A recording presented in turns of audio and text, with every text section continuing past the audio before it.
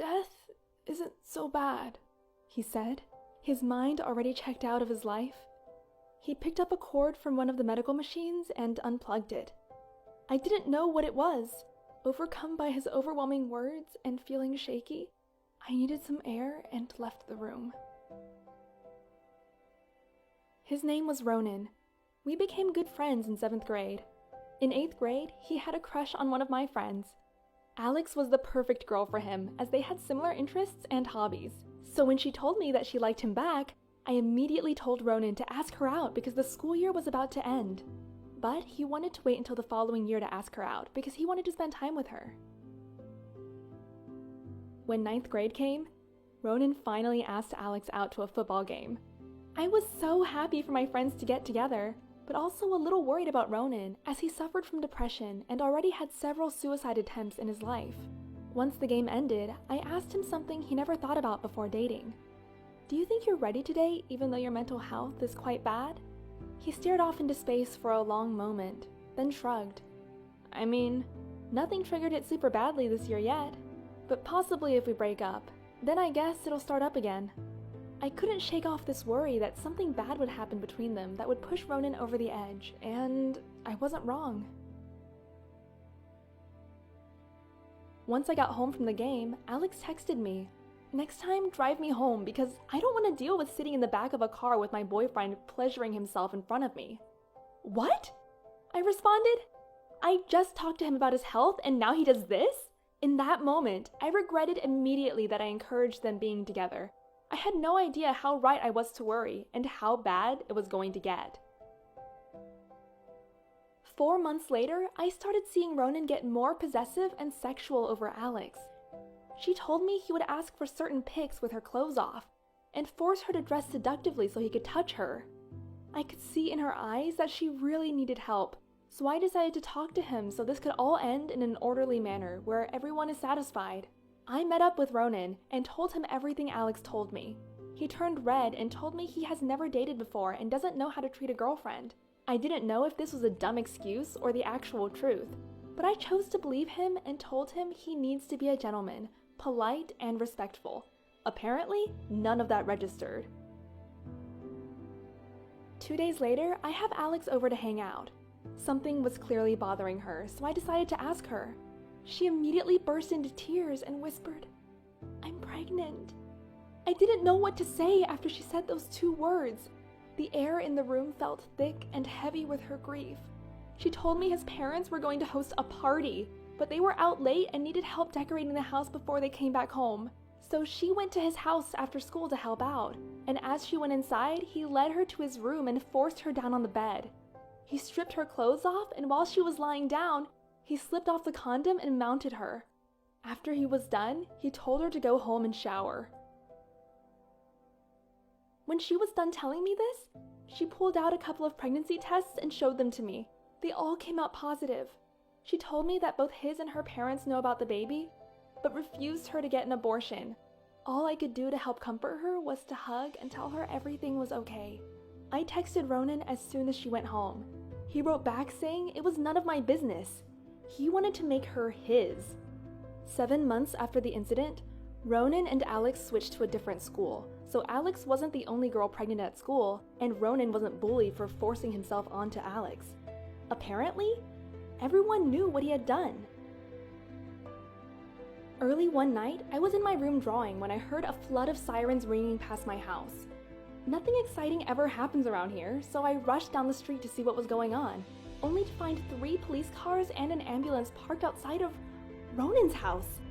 I collapsed to the ground. The air grew thick around me as I struggled to breathe. Then a couple of medics came out of the house with a stretcher, and on that stretcher was Ronan, weak but alive. I picked myself up, ran closer to his house, and saw his parents crying their eyes out. "Mrs. Benton, what happened?" She looked at me with teary eyes and told me, "Come to the hospital with us." When we got to the hospital, we had to wait 2 hours until the nurse finally came out. "Is he okay?" I blurted out. "He's not."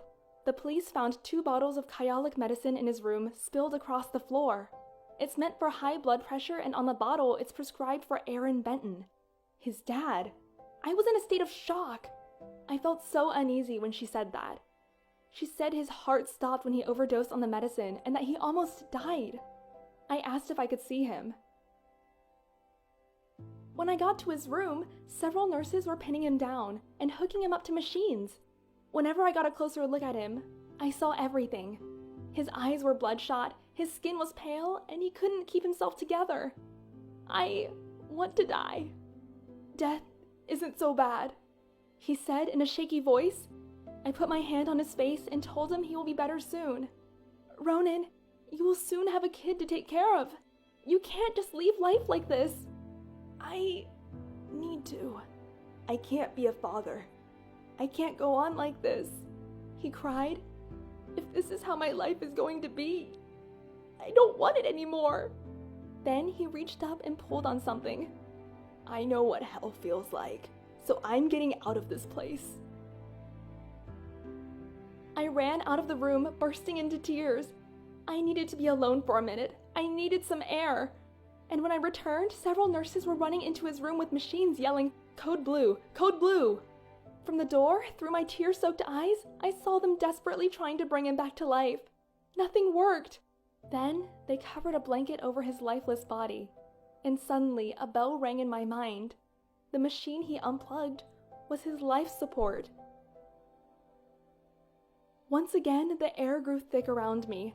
This time it felt different. It didn't stop weighing down on me, and I knew it wouldn't be lifted. Ronan was only 15 when he died. I can't help but think, what if Ronan could have been the father Alex wanted? He has a beautiful son right now that he can't see today. His soul lifted from the face of the planet before his son even came out into the world. But through this tragedy, I'm reminded that no one is alone. Someone cares, someone loves, and they will always find you when you need that little extra love and special care in your life.